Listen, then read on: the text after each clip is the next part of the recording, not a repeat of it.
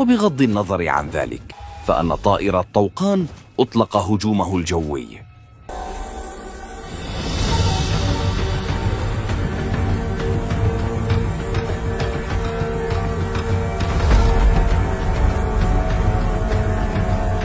ولكن من دون استيعاب مخالب الصقور.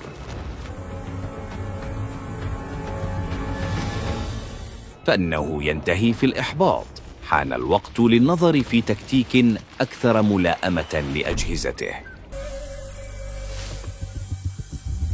إنه يعيد أقرب وقت ممكن إلى عمود تدفق الخفافيش مع رؤية جيده للحكم على هذه المسافة البعيدة، وهذا منقار الدقة. إنه يحتاج إلى الوقت المناسب تماماً.